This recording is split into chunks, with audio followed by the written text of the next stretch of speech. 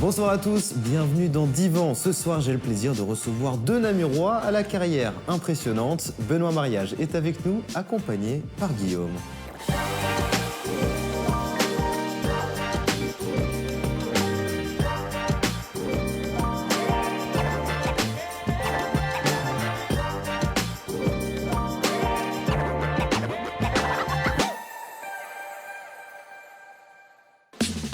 Les convoyeurs attendent, c'est lui. T'écoutes ce qu'il te dit. Non, t'écoutes pas ce qu'il dit, tu fais l'imbécile avec ce chien. Alors t'écoutes ce qu'il te dit, je te fais pas un entraîneur pour faire le couillon, hein. Le striptease à fond la caisse, c'est encore lui. Allez, continue. Les rayures du zèbre, bah oui, c'est toujours lui. Ça va? Vous voulez pas vous reposer un peu? Benoît Mariage, c'est plus de 27 ans de carrière, des acteurs fétiches et cultes comme Benoît Poelvoorde ou encore Bouli Lamers. Seul réalisateur à avoir rassemblé devant sa caméra nos deux compères avec Olivier Gourmet. Benoît Mariage est un amoureux de la Wallonie, et en particulier de Namur. Bref, il incarne le cinéma belge. En parlant de Namur, c'est d'ailleurs là qu'est originaire notre deuxième invité. Guillaume vous détend, et effectivement, c'est le cas. C'est sur YouTube qu'il fait ses premiers pas en 2015. C'est fait d'armes. La petite pause. Ah ben oui, ik ben Affleck. Le sexe et moi. Mes prestations sexuelles sont à l'image de mes soirées. Personne s'en souvient. Et évidemment, sa vidéo sur les attentats. Pardon? Ils veulent des vierges. Loin de se contenter de son personnage d'éternel étudiant, Guillaume c'est aussi 3 spectacles, de la radio, de la télé et même Namur is a Joke, le premier festival d'humour qu'il crée dans sa ville natale. Salut les amis, bienvenue dans Divan Salut. 52. Je suis très heureux de vous avoir. Installez-vous, on va commencer à la petite Merci table bien. avant d'aller dans le vrai divan. Bon, le principe de l'émission, c'est que les invités fassent connaissance. Mais apparemment, tous les deux, vous le connaissez déjà. Ah oui, pour faire connaissance, c'est un peu râpé. Ouais. Comment vous avez fait connaissance? On s'est déjà croisés. Ouais, À ma demande. ouais, Ouais, il paraît qu'il exactement. demandait des conseils, c'est Oui, vrai ça oui, oui. En fait, Benoît fait partie quand même des visages cinématographiques et encore plus dans la région namuroise, puisqu'il y avait des attaches. Je parle pas à ta place, hein, mais je me permets de... Vas-y, je Tout te a dirai commencé si- en 60. Non, et donc c'est vrai que mon papa organisait des petits cinémas plein air dans les différentes régions, et donc c'est des Donc, il y noms. avait déjà une passion du cinéma, en fait. J'ai connu son père Voilà, déjà c'est ça. dans ce cadre-là, puis il travaillait dans la télévision des facultés Namur en télé un peu régionale. Donc, Et donc, sa maman était une amie de ma voisine, donc à un moment donné, il y avait des... Mais on se connaissait très peu. Moi, je suis sorti avec sa compagne pendant quelques années. Non, il est sorti avec, la fille d'un ami, à moi. Et ça, c'est pas une blague. Oh merde. Mais On va donc voir. c'est vrai que j'avais Bon, bah, j'avais ouais. besoin de trouver quelques repères au moment où moi je me lançais dans les vidéos, que je préparais ma tournée, et je pense que indirectement je me suis accroché à des noms que j'avais pu entendre, et puis j'avais découvert le travail aussi en grandissant, et donc sur un coup de tête j'avais envoyé un petit message à Ok, Benoît. Ouais. ok. Mais on va voir du coup si tu connais si bien Benoît.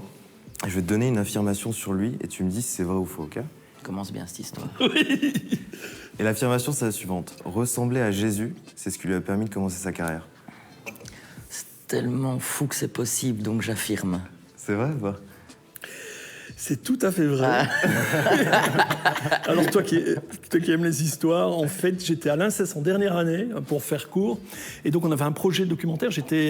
Donc j'étudiais caméra pour être chef opérateur, et donc il y avait un travail de fin d'année qui était de faire un reportage. Et à côté de chez moi, à Jambes, Montagne Sainte-Barbe, si tu vois où c'est, il y avait un Carmel. Et quand j'étais petit, j'allais chercher les œufs chez les carmélites, et mon producteur Marco Lamène et Jean Libon me disent « Mais on n'a jamais fait de sujet sur les ordres contemplatifs, c'est une excellente idée. » Ils m'ont sorti de l'INSAS parce qu'un de mes profs était aussi travaillé à la RTB. Ils m'ont dit « Ça nous intéresse. » Je suis allé voir les carmélites et elles m'ont reconnu parce que j'allais chercher les œufs Quand t'étais petits. petit, quoi. Et là, j'ai dit « J'ai un sujet de reportage pour striptease. » Bah déjà, comment elles réagissent quand elles entendent Et alors striptease, elles m'ont demandé comment ça s'écrivait.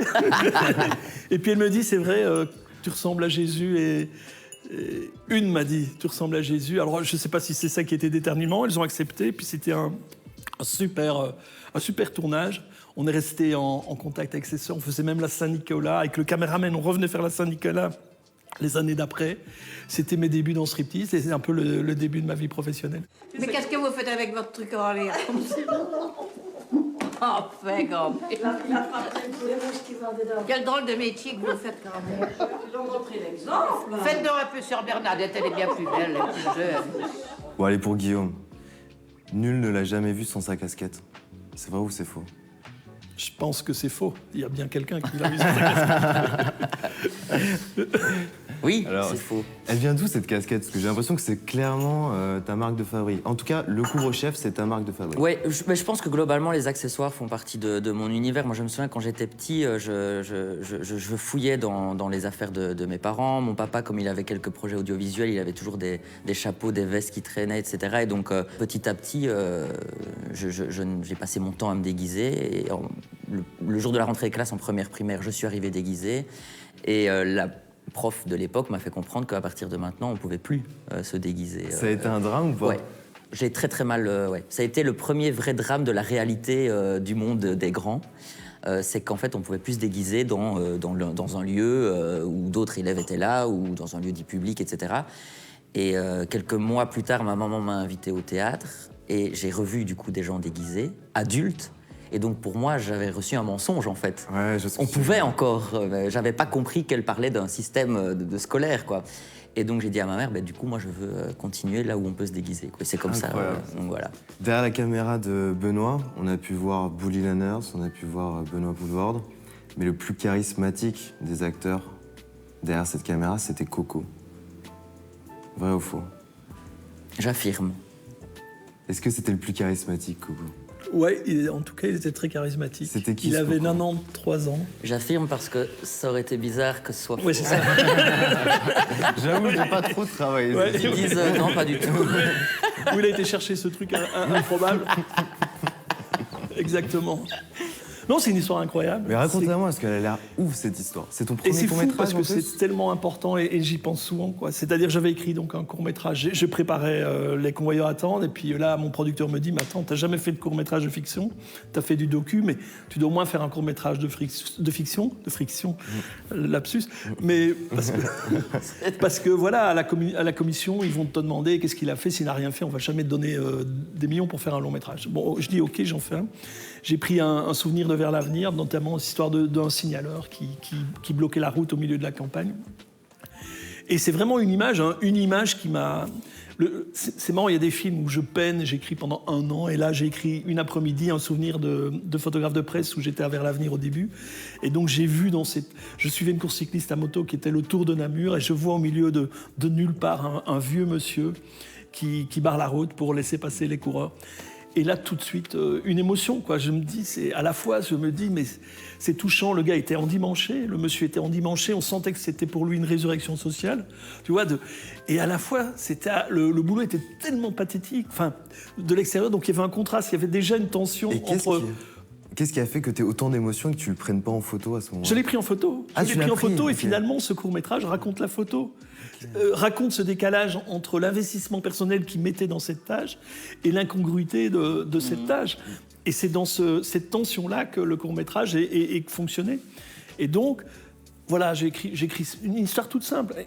Et là, je me suis rétrospectivement, parce qu'il y a des gens maintenant qui me disent « mais c'est ton meilleur film, c'est super sympa, j'en ai fait un capteur. » Mais je me dis, mais parfois tu fais un film, le film, je pense, c'était réussi, mais parfois, c'est dingue, c'est une histoire d'une simplicité déconcertante et ça fonctionne et c'est singulier et c'est universel à la fois. Et pour en revenir au casting, j'ai dit à ma compagne de l'époque, il faut que je trouve ce signaleur, quoi. J'étais dans tous les théâtres amateurs de la région pour trouver une vieille personne. Et un jour, je pensais trouver dans ma région, un jour je vais à Paris voir le Cirque Plume, parce que je connaissais le musicien du Cirque Plume. Et là, dans la file d'entrée, je vois ce vieux monsieur de 93 ans. Je dis à ma femme, c'est lui. Alors ça paraît toujours, c'est des histoires qu'on raconte après, mais vraiment, et ce type avait la grâce. Et j'ai été voir ça, parce qu'il était avec sa fille qui avait déjà 50, 60 ans. Je dis, est-ce que... bref, je explique au début, mais à quoi il vient. Puis finalement, il est venu avec son petit-fils, il a logé à la maison et il a joué le signaleur. Mais il n'a pas joué, il a juste, c'était juste une présence, incarner le rôle. Et je pense que vraiment, la qualité de film intimement lié à son charisme et à cette incarnation tout à fait touchante. Il est venu à Cannes avec nous. On a gagné le prix de la Semaine de la Critique. Il est venu. Il avait 93 ans. Bon, voilà. Après, on a fait un repas. Il s'est levé. Et là, il a dit, ben voilà, c'est une expérience. Ça m'a fait plaisir, mais j'ai pas envie de renouveler l'expérience. Je vous dis merci et je vous souhaite bonne chance à tous. C'était un bonheur. Et il est décédé 6 mois plus tard. Mais voilà, ce signaleur a quand même... restera dans ma carrière ce déclencheur aussi parce que ça m'a donné confiance et puis je me dis allez ça marche et puis pof parti. Faut t'en aller de là, les courants vont arriver, hein? Sois gentil, faut le camp. Guillaume, genre, on parle justement, tu vois, de quand le réel vient dans la fiction. Toi, tu t'inspires aussi de certains personnages qui sont autour de toi. Est-ce qu'il y a des rencontres comme celle, par exemple, qu'a faite Benoît avec Coco, qui t'ont inspiré énormément? C'est vrai qu'en tout cas, je me retrouvais vraiment dans ce que Benoît dit sur la simplicité. Souvent, en interview, on me dit quelles sont tes grandes sources d'inspiration, quel est ton humoriste préféré, etc. Et j'ai toujours un peu de mal à répondre parce que je me suis vraiment toujours un peu nourri plutôt de ce qui se passe autour de moi. Et je pense que ça se ressent fort dans mon travail. La plupart de mes vidéos sont nées... souvent, moi, c'est des phrases très jump cut qui s'enchaînent comme ça. Souvent, il y en a une qui est telle quelle, issue d'une conversation dans un métro, dans un taxi ou ailleurs. Et donc, ouais, je me nourris beaucoup de ça. Et il y a une personne qui t'a inspiré plus qu'une autre ou pas? Ah oui, bien sûr. Oui, bien plus... sûr. La première vidéo que j'ai faite, j'ai imité la secrétaire de mon école, qui pour moi était le package parfait de la secrétaire scolaire. D'ailleurs, elle ne m'a plus parlé pendant l'année scolaire, après la sortie de la vidéo. Mais vous n'êtes pas du tout en ordre? Ah non, pour les boursiers, ça c'est autre chose. Hein. Ça c'est la semaine prochaine. Pour les Erasmus, c'est la semaine suivante encore. Oui. La carte étudiant? Mais t'as pas besoin de ça? Oula, c'est chaud. La vidéo a fait le tour de toutes les écoles. Et elle, en question, ne m'a plus parlé, donc c'était super marrant. Et donc ça, c'est la première fois où j'ai compris que mes vidéos devenaient virales, grâce au fait que les gens s'identifiaient à ça. C'est qu'en fait, cette secrétaire-là représentait toutes les secrétaires, et pas elle uniquement. Et donc, elle, ça m'a marqué, et puis j'ai continué à m'inspirer de ça. Je me suis inspiré de mon médecin traitant, de ma maman beaucoup. J'ai imité ma maman dans ma chambre très longtemps, et ça date maintenant de 2014-2015, mais je me souviens que j'intégrais beaucoup les phrases qu'on dit au quotidien, mais qui en fait sont dites dans le quotidien du monde entier, quoi. Moi, à ton âge, je n'étais pas comme ça. Hein. Crois-moi qu'à l'époque, c'était bien différent. Et je ne te souhaite pas d'avoir un enfant comme toi. Je vais resserrer les boulons, hein, mon coco. Ça va mal finir, hein, mon ami. Si tu n'as pas de diplôme, je te déshérite. On avait tout misé sur toi. Et ne fais pas semblant d'être malade, hein. Je te surveille. De loin, mais je te surveille. Et ta maman, au début, comment elle l'a pris? Ma maman, en fait, elle a appris par d'autres que je l'imitais en vidéo, puisqu'elle elle gérait pas tous les réseaux sociaux. Et un jour, elle était, je sais pas moi, elle devait être, je pense, au supermarché, et elle croise une amie qui dit j'adore ton fils qui t'imite, quoi. Et donc ma mère a pas du tout compris, elle s'est dit, t'as croisé mon fils quelque part. Non. Et du coup, elle est tombée sur toute la panoplie des vidéos où j'imitais ma mère quand elle venait m'apporter mon jus d'orange en blocus, quand elle me demandait de... Et donc elle a compris qu'elle était un personnage fictif en plus d'être un personnage réel. Et donc elle a découvert mon travail grâce au fait que les gens lui disaient qu'ils adoraient ses imitations. Putain, c'est incroyable. Mais j'adore comment vous avez ce ping-pong entre le réel, la fiction, fiction réelle. Et d'ailleurs, on peut en parler. Et ton prochain film qui sortira le 19 avril part encore aussi d'une rencontre qui a été bien réelle, celle d'un élève de l'IAD, si je me trompe. Oui, pas d'un élève, mais donc j'encadre des exercices à l'IAD. On tourne à Namur, dans le quartier des Balances, tu vois. Bah oui. Donc moi, je connais pas ce quartier. Oui, donc voilà, c'est un peu le Bronx namurois, entre guillemets. Mais à l'image, ça doit être... Voilà, non, on choisit un nom. Le Bronx, ce serait pas sympa pour les gens qui y habitent. Mais c'est un quartier populaire de Namur. C'est des buildings qui ont été érigés dans les années 60, je pense, par là. Ben, bref, je choisis ça comme arène pour les films. Je dis, vous inscrivez votre écriture dans ces films, bref. Et puis un de mes élèves trouve un jeune gars ici de l'immigration qui a 15 ans, qui s'appelle Bilal, qui joue dans un des films, je trouvais super. Après, Bilal, un an ou deux après, me demande, parce qu'on avait sympathisé sur le plateau, d'encadrer dans le quartier des Balances un film à la Maison des Jeunes, donc je le revois et tout ça. On fait ce film, je vais 2 mois là, tous les mercredis, travailler avec eux. On fait un chouette film, il est projeté au Caméo. Bref, c'est l'anecdote. Et puis j'entends plus parler de Bilal. 2 ans après, je vais voir le Tout Nouveau Testament de Jacob van Dormael au cinéma. Il y a un moment donné où Catherine Deneuve a envie de se faire un jeune, elle racole dans la rue un jeune gigolo. Je me retourne vers Isa, ma compagne, et je dis bim, c'est bien, c'est pas possible. après, on commence à sourire, on dit c'est pas vrai, quoi. T'as de beaux cheveux, madame. Merci. Ne m'appelez pas madame. Vous avez de très beaux yeux aussi. Merci. Tu t'appelles comment? Je m'appelle Philippe. Et puis après, je cherche son numéro. J'avais plus son numéro. Je voulais le recontacter pour le féliciter. Je parviens à trouver son numéro parce qu'il avait changé. Bref, je l'appelle et je dis Bilal, c'est incroyable, quoi. C'est incroyable. Puis on commence à discuter. Et puis tes parents, de quelle fierté. Il me dit mes parents m'en parlent pas, quoi. J'ai occulté parce qu'il jouait le rôle d'un. J'ai occulté toute cette aventure à mes parents. Et quand mon père m'a dit mais qu'est-ce que t'étais faire sur ce film, il a dit mais j'étais conduire une dame à faire ses courses au Deleuze au Carrefour, je sais plus exactement. Donc là ça m'a touché parce que un événement incroyable, il a dû l'occulter à sa famille et c'est un peu cette histoire et cette réflexion qui a alimenté le début de l'écriture, voilà. Tu t'appelles comment? Philippe. C'est pas mal. Hein? C'est bien ça, non? Ouais, c'est bien. Pour la Belgique. Et d'ailleurs, j'ai une question. Il a réagi comment quand tu as adapté, entre guillemets, son histoire? Enfin, tu t'es inspiré. Il a joué... alors, au début, je voulais qu'il joue le... Je m'étais dit, autant comme c'est son histoire, et puis ça s'est pas fait... Voilà, c'était compliqué, on a fait des répètes, et puis lui n'allait pas très bien, on a répété plus... Et puis à un moment donné, j'ai pris la décision que c'était pas possible qu'il endosse le premier rôle. Il joue un rôle dans le film, mais pas le rôle principal. Voilà. Mais initialement, j'avais envie de le faire avec lui, en tout cas. Et donc c'est encore une anecdote, c'est l'observation de la vie qui... Ben, je pense que nos métiers, c'est des... Je pense la grande qualité d'un scénariste, d'un romancier même, ou quelqu'un qui fait du stand-up, tout, c'est la qualité d'observation. Et c'est que ça.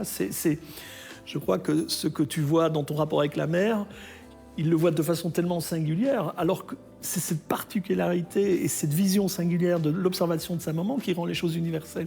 Donc plus on est précis dans l'observation, paradoxalement, c'est un paradoxe, plus ça devient universel dans l'interprétation que les gens ont. Je pense qu'au quotidien, on a une double écoute comme ça, comme si notre cerveau fonctionnait dans le réel parce qu'on reste des êtres humains qui devons faire nos courses et à la fois on a une deuxième lecture, un peu comme si on voyait tout de haut et de bas, quoi. Lorsqu'il y a eu les attentats à Bruxelles, tu avais sorti une vidéo sur les attentats. Est-ce que tu t'attendais à ce que ça fasse autant de bien à autant de gens, le fait de publier cette vidéo? Non, parce qu'en fait, je l'ai vraiment écrite égoïstement pour me faire du bien. Le lendemain, par colère, j'ai écrit cette vidéo en voiture, je me suis garé. J'ai pris le contrat, j'avais pas de papier, donc j'ai pris les assurances en cas de... Qui était dans la boîte à gants? Dans la boîte à gants en cas d'accident. Et j'ai écrit cette vidéo. Je suis rentré chez moi, je l'ai tournée, je l'ai diffusée, et puis j'ai continué ma journée.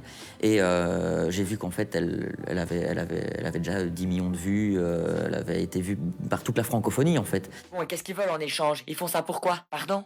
Ils veulent des vierges? Quoi, ils font tout ça pour avoir des vierges? Ah ouais, ils sont cons à ce point-là, les terroristes. Je pensais que j'étais débile, mais là, on vient de trouver les champions du monde. Et là, j'ai un peu paniqué, parce que c'est la première fois qu'une vidéo...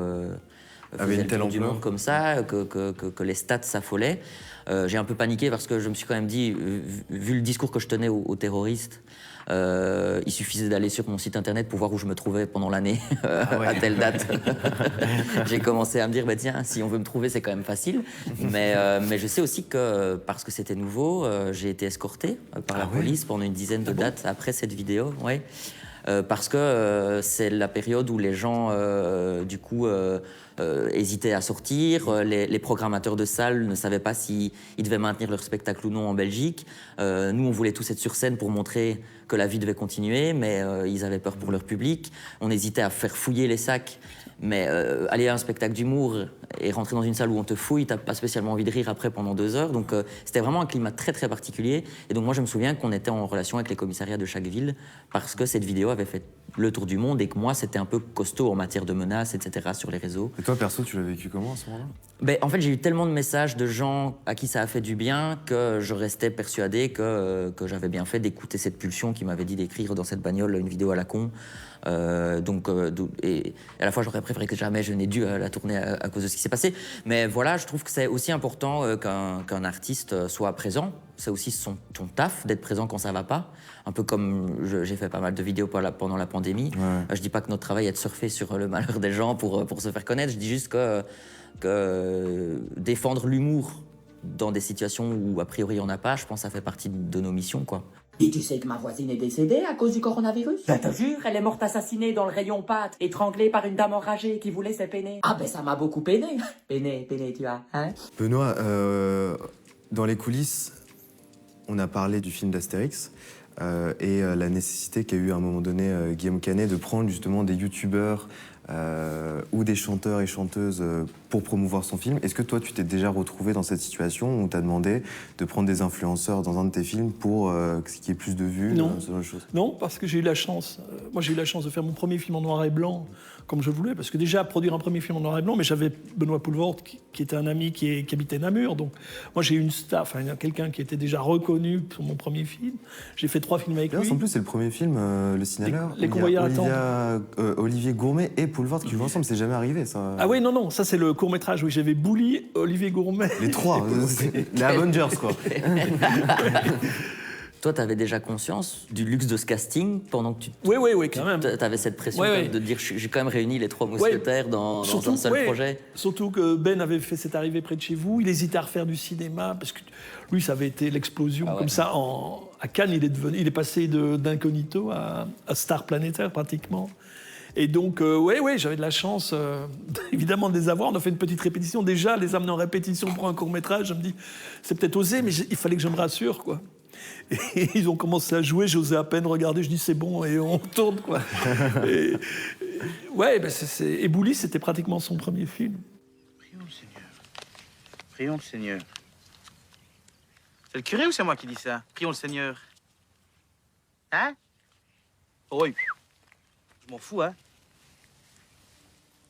C'est pas mon mariage. Ouais, c'était magnifique, parce qu'après aussi, Bouli a rejoué dans Les Convoyeurs et tout.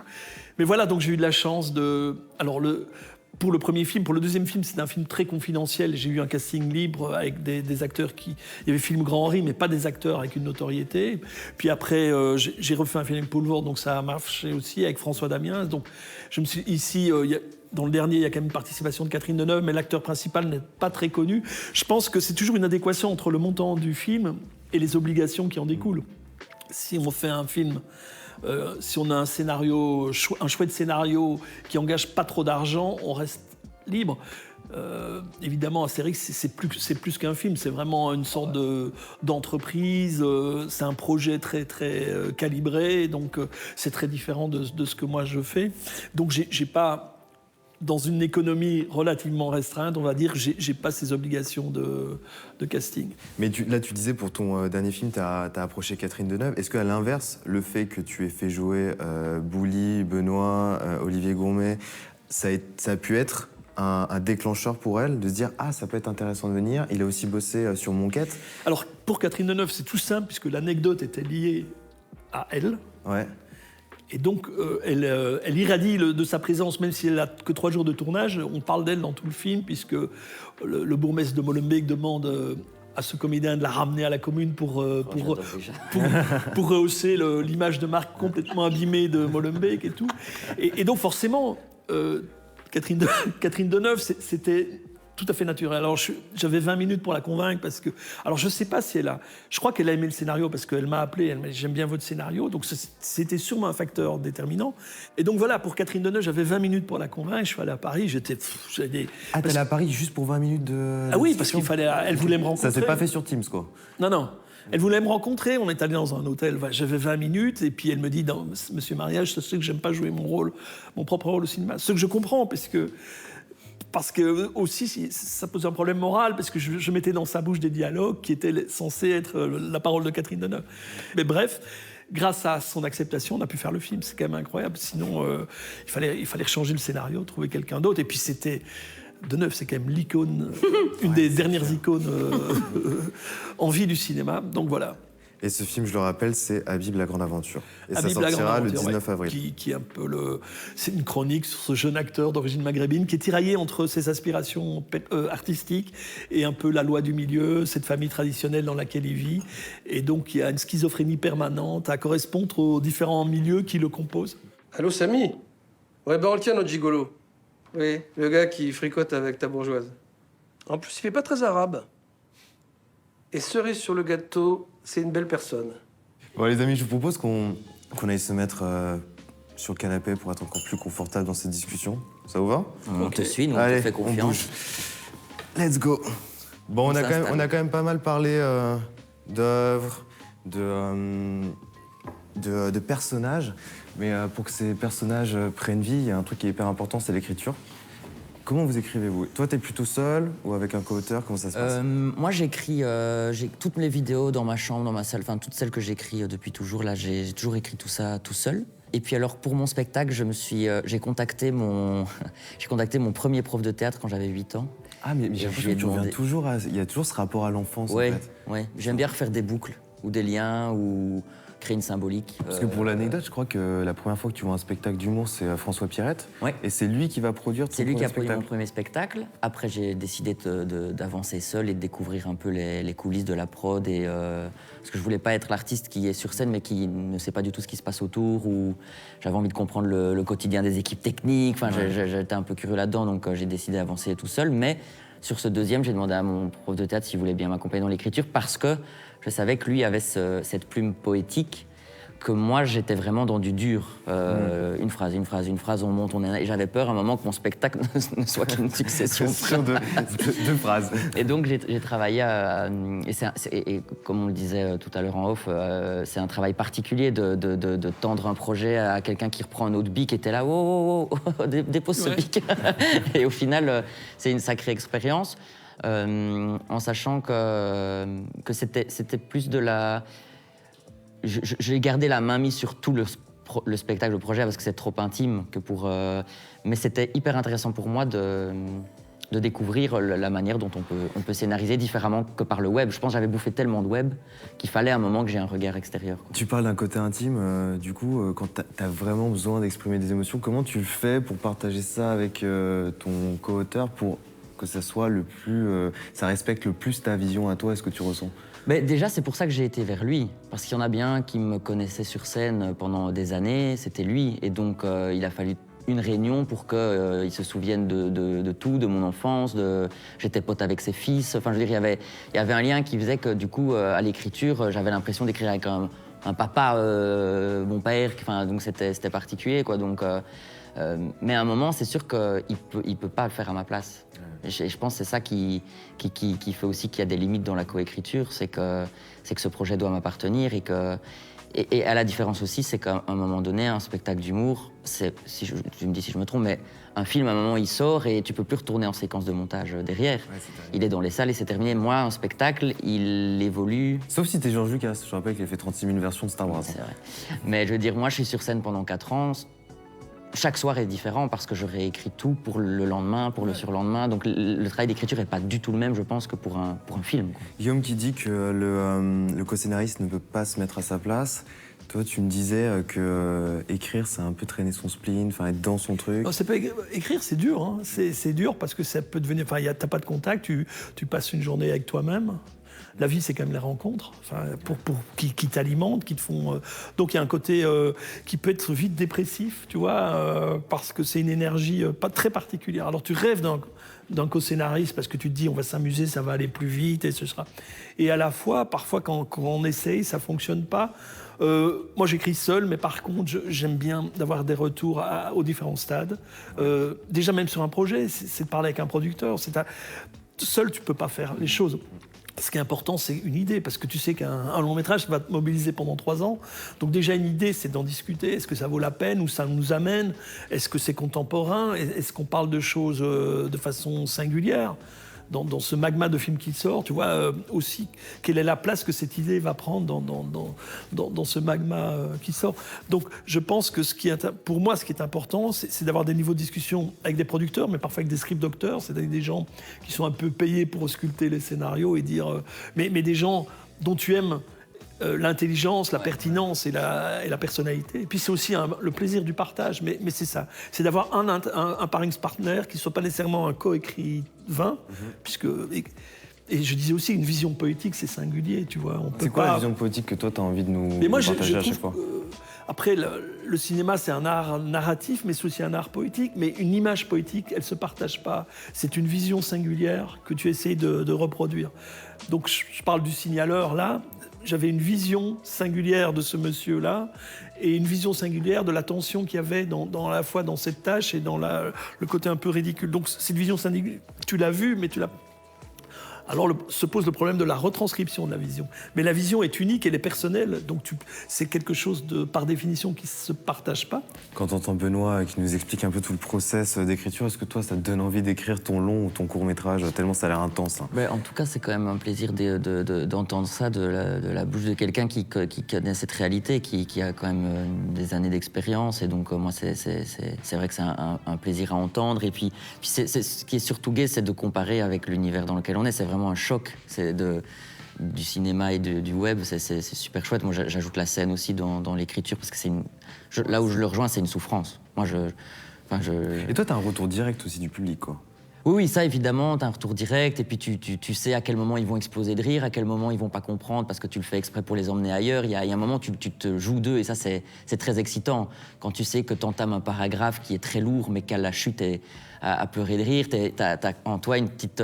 tu sais où tu les emmènes, donc ça, c'est vrai que c'est excitant de maîtriser ton écriture, de connaître ton texte par cœur, de pouvoir jouer en mélangeant 2 paragraphes, en ajoutant une impro. Plus tu connais ton texte, plus tu t'éclates, et donc c'est vrai qu'à un moment, après la phase d'écriture, il y a toute la phase de création autour de l'écriture qui est jouissive, quoi. Donc ça, c'est vrai que c'est hyper chouette. Mais par rapport à ce que dit Benoît, je me découvre une vraie passion pour l'écriture, surtout pour les dialogues, par exemple. Je ne savais pas du tout que je m'y plairais, puisque j'ai toujours fait du monologue dans toutes mes vidéos.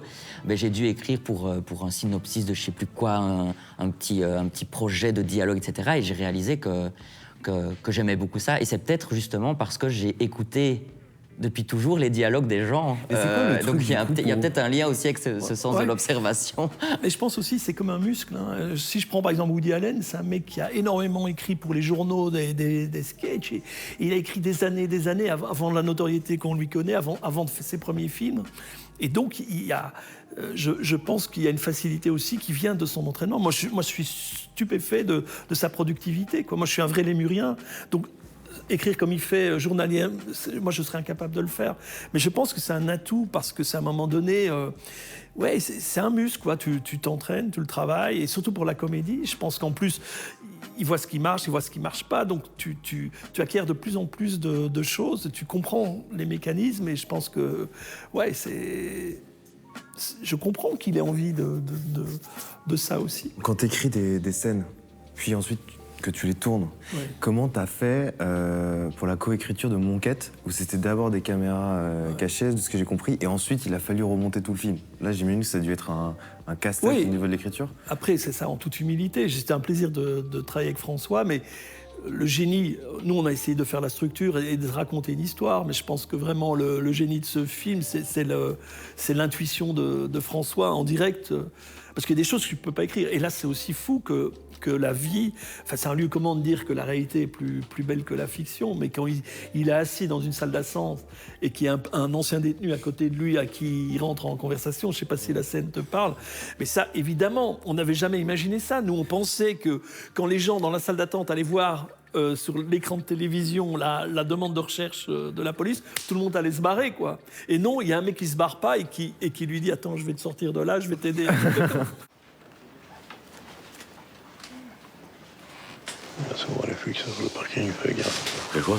Il y a souvent les flics sur le parking. Je te le dis, quoi. Donc, fais attention. Et là, c'est la grâce, à la fois la grâce de la situation, la grâce de ce personnage qui est là, parce que jamais on a fait venir un ancien détenu à côté. Donc le mec était là, et là c'est fou. Et donc François, c'est ce qui se passe dans ses caméras cachées. Il joue de cette grâce, il sait l'utiliser comme un élastique, l'attendre, tu vois. Donc voilà, je dis, c'était un bonheur, parce que c'est un ami de travailler avec lui, mais je pense que si ce film a des qualités, c'est aussi son talent parce que scénariste d'improvisation, c'est un paradoxe, quoi. Ouais, tu le ferais, ça, toi, des caméras cachées ou pas?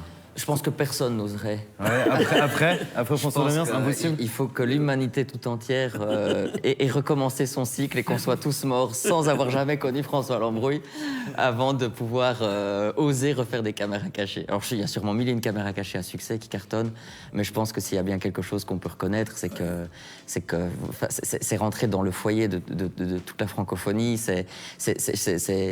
Pour moi, c'est une œuvre à lui tout seul. C'est devenu un vocabulaire. Enfin, moi, j'étais en Laponie la semaine dernière. J'étais avec des touristes que j'ai chopés autour d'un feu en train de cuire leurs saucisses lapone devant les aurores boréales, en train de citer des expressions parce qu'ils parlaient de tatouage et donc ils se faisaient les vidéos du tatouage de la perruche. On peut très bien imaginer une petite bûche qui fait « Coucou, petite perruche !» Coucou, petite perruche, ici, tu vois. Mais coucou, petite perruche, mais tu rigoles ou quoi? Non, mais... Et donc, pour répondre à ta question, mais jamais de la vie, je ne ferai de caméra cachée, sauf si c'est avec lui. Tu parlais de boucler la boucle. Je lisais dans une interview que d'abord, tu te considères comédien avant de te considérer youtubeur et humoriste. C'est très prétentieux si j'ai dit ça comme ça. Mais, peut-être que j'ai... mais c'est peut-être mon ego artistique qui aime bien...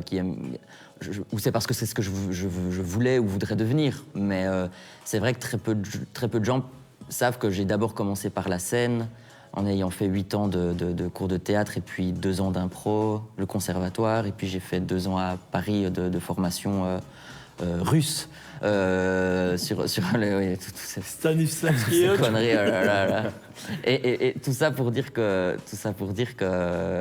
pour beaucoup de gens, je suis le youtubeur belge qui s'essaye à la scène. Et c'est très bien comme ça, c'est pas grave qu'ils aient cette vision-là, mais c'est vrai que moi, j'avais parfois cette peur de ne pas pouvoir entrer dans des projets peut-être plus conséquents, fictionnels ou autres, parce que considéré comme youtubeur. Et donc c'est vrai que j'ai peut-être déjà dit en interview que je me considère comme un comédien parce que c'est ce que représente mon parcours et j'ai pas envie de dénigrer ne fût-ce que tous les cours que ma mère m'a payés alors qu'elle ne savait pas comment les payer. Donc voilà. Et quand aujourd'hui, du coup, j'ai pu lire que tu t'étais inscrit dans une agence. Du coup, tu as vraiment envie de faire ce next step, de devenir acteur? Comme ma tournée débarque en France, que je viens de faire la Cigale à Paris, je vais faire le Trianon et j'ai fait l'Européen, le Splendide de Lille, le Colisée de Roubaix. Je pense qu'il y a une certaine légitimité qui s'est installée aux yeux de professionnels français et que donc j'ai été approché par différentes agences qui ont vu le spectacle et qui ont vu la palette que je pouvais proposer en parallèle de mon personnage un peu teubé dans sa salle de bain ou dans sa chambre. Et donc oui, je pense qu'il y a du coup cette envie maintenant de passer un cap, mais avec un mood moins obsessionnel, quoi. Parce que c'est vrai que quand t'es humoriste belge, quand tu connais le patrimoine des films belges, des comédiens belges, on te met vite... Moi, pendant 5-6 ans, on m'a dit « Et le cinéma, c'est pourquoi? Le cinéma, c'est pourquoi ?» Et tu avais cette impression qu'en fait, il fallait. Et maintenant, j'ai envie, et donc il faut parce que j'ai envie et pas parce que... Mais ça serait chouette que la boucle se boucle, quoi, que après le théâtre, tu puisses... Mais j'ai le temps, hein. Coco a fait son premier film à 93 ans, je vois pas pourquoi je devrais... Oui, et puis il n'y a aucune obligation, enfin, on est obligé à rien. On est obligé mais je parle d'envie, évidemment. C'est les gens qui font des projections, mais... On est juste obligé d'être bien dans sa peau, être heureux de ce qu'on fait, quoi. Il y a un truc que j'ai trouvé hyper chou dans ta bio, Benoît. C'est l'histoire de quand ton père t'a tendu l'appareil photo pendant les vacances en Haute-Savoie et que t'as dû prendre une photo de ta famille. Est-ce que ça a créé un peu tout le déclic de l'image? Est-ce que t'aimerais retourner à ça? C'est vraiment ça, quoi. C'est plus que ça, c'est quand à 14 ans, je développais dans la cave de mes parents. Et le bac, tu vois, le révélateur, la révélation d'image, c'est un truc. Quand j'ai mis pour la première fois une photo dans ce révélateur et que l'image est apparue, et c'est pas une figure de style là, je me suis dit, ma vie va avoir quelque chose avec ça, avec ça, parce que j'ai senti que ça me touchait au plus profond de moi-même. Alors, je pense qu'on fait un métier de révélation, et même par-dessus tout, j'adore travailler avec des non-professionnels et de pouvoir les révéler derrière. Avec une caméra, je crois que c'est un des trucs que je préfère le plus, et je pense que c'est ça, c'est cet acte de révélation que j'ai fait aussi en faisant du documentaire qui me touche le plus. Alors je sais pas d'où ça vient, hein. C'est cette apparition de cette image. Je crois que c'est vraiment le moment fondateur de ce que j'allais faire. Après, j'ai fait quand même mon premier court-métrage de fiction à 36 ans. Donc, la vie, j'ai pas été aussi rapide que ça. Pour moi, la vie a été... Mais la photographie reste quand même quelque chose de... Il y a des gens qui font du cinéma, qui viennent du théâtre parce qu'ils ont travaillé le jeu. Moi, je suis venu au cinéma par l'amour de l'image. Et t'as envie d'y retourner, du coup, à la photo ou pas? Ouais, parce que... Et surtout de tirer, j'ai discuté avec un mec qui tire avec des super imprimantes, fait des trucs formidables. Oui, parce que c'est un acte où personne t'emmerde, t'es seul, et c'est juste ton regard face à une réalité. Et puis c'est beau parce qu'une photo, c'est déjà une histoire, quoi. Et c'est la quintessence du cinéma, c'est une image qui révèle un hors-champ, quelque chose qui est caché derrière la photographie. Donc pour moi, la photo est l'essence même peut-être de cet art. Ça t'inspire, je te vois, t'es stoïque. Ah non, là. j'écoute. Ah non, mais t'es stoïque, justement. J'écoute bizarrement. Non, t'écoutes très bien, mais je vois que ça t'inspire pas mal, les mots de Benoît, là.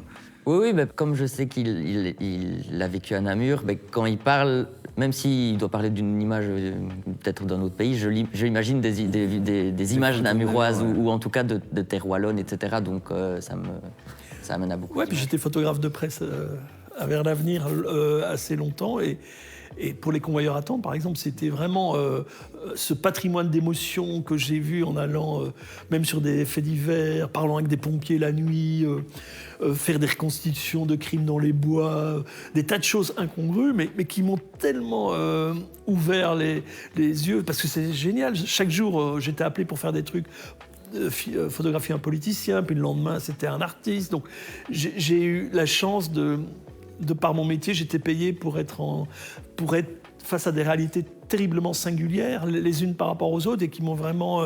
j'étais la matrice d'inspiration pour les convoyeurs à temps. Donc voilà, il y a eu quelque chose de naturel de ce métier de photographe de presse à cinéaste. Si j'ai bonne mémoire, tu me dis si je me trompe, dans Les Convoyeurs, on voit à un moment donné Benoît Poelvoorde qui doit prendre une photo d'un personnage avec sa carte d'identité. Ouais. C'est des trucs que t'as fait? C'est des choses que t'as dû faire toi? Ouais. C'est-à-dire que quand on allait sur un accident de la route où il y avait un décès, les journalistes disaient ce serait bien d'avoir l'image de la victime. Donc après, il fallait s'arranger avec parce que les policiers récoltaient, évidemment. J'allais pas tirer le portefeuille. J'aurais pu l'écrire dans le nom. Après, tu demandais aux policiers de faire la photo. Et je me revois une fois faire une photo et j'ai demandé de bien l'incliner pour avoir la bonne lumière, quoi. Donc on est... Et comment tu te sens? T'es pas un peu gêné dans ce cas-là? Écoute, vu le contexte. Si, il y a parfois des situations parfois délicates. Parfois, je suis déjà arrivé une fois avant même l'ambulance, parce qu'il faut savoir vers l'avenir, il y avait des gens qui écoutaient les scanners de la police pour nous renseigner sur les faits divers. Une fois, je suis arrivé avant les secours, là, c'est très, très gênant. Mais voilà, après, évidemment, cette carte d'identité... oui, après, il y a peut-être une habitude aussi. Il y a quelquefois des situations qui m'ont gêné dans des tribunaux. On demandait la photo des prévenus, des choses comme ça, parce que tu sais que tu les photographies dans des... Après, tu acceptes le boulot, tu le fais, mais ça n'a pas été souvent. Enfin, je veux dire, la propension de gêne dans ce métier par rapport au plaisir, elle est relativement minime, mais c'est vrai qu'il y a quelques situations qui posent problème. Et c'est cette conscience qui travaille, qui fait que tu la reproduis après. Alors c'est peut-être expiatoire de faire un film par rapport à cette émotion ambiguë qu'on a au moment où on est dans des situations. Ouais. Ah, c'est fou, je passerai vraiment la journée avec tous les deux, tellement c'est inspirant ce que vous on me dites. peut passer la journée, puis tu rends mal les autres. Malheureusement, tout doucement, le temps s'écoule et on va devoir conclure. Juste pour finir, vous retenez quoi de l'un et de l'autre pendant toute cette discussion? Je retiens que la notion de rythme qui est capitale quand tu écris, il a un rythme tellement singulier et je pense que même quand on écrit des dialogues, c'est la musicalité des dialogues qui est important au cinéma et là il a trouvé quelque chose dans cette singularité du rythme qu'il a parlé. Et aussi, je trouve qu'il y a eu, je parle des premières vidéos, quand tu as fait tes premiers trucs, il a parlé de l'angoisse existentielle des adolescents. Et souvent dans le cinéma, les films sur les adolescents ont été faits par des adultes, tu vois, qui avaient le recul et qui parlaient de l'adolescence. Et là, c'était une voix adolescente qui parlait de l'adolescence, de de ce que tu as fait. C'est ce que je retiendrai, quoi. Quel portrait, hein. Là, il t'a saucé, hein. On va faire la même. Ouais, vraiment. Non, vraiment. Non, mais c'est gentil. Et puis, ça te touche venant du réalisateur de films qu'on connaît tous, c'est vrai que c'est. Je parle de boucle. Moi, c'est aussi ce que je vais retenir de ce moment, c'est que moi, j'ai baigné grâce à mon papa très vite dans les premières pellicules belges et Benoît Mariage fait partie des noms qui ont marqué aussi les débuts du cinéma belge et de voir aujourd'hui que dans quelques jours il va sûrement encore sortir un bijou cinématographique. Moi je retiens surtout de Benoît que c'est un amoureux et je pense qu'aujourd'hui tout va de plus en plus vite. On n'est pas toujours amoureux de ce dont on est réellement amoureux, puisqu'on ne sait plus de ce qu'on est censé aimer et ce qu'on est censé donner pour être aimé, etc. Avec cette accélération digitale, numérique, le fait que maintenant, des appareils photo, on en a tous 3 dans nos poches, etc. Et ça fait du bien, c'est un luxe, je trouve, pour un jeune comme moi, d'avoir 2 heures avec un vrai amoureux, de boire tout ce qu'il a pu dire. Et donc, quand les caméras seront coupées, j'espère qu'on ira bouffer un coup encore et encore. On arrêtera de se faire des pipes et qu'on ira boire un coup. C'est pour ça que j'ai clôturé mes compliments. Ça commençait à nous mettre tous mal à l'aise. Non, mais je vous remercie sincèrement de vous être prêté au jeu. Mais merci à toi. Je suis content que tu sois venu faire cette interview, Benoît. Et toi aussi, Guillaume. Merci. Quant à vous, je vous retrouve la semaine prochaine. À très bientôt sur Pix Plus.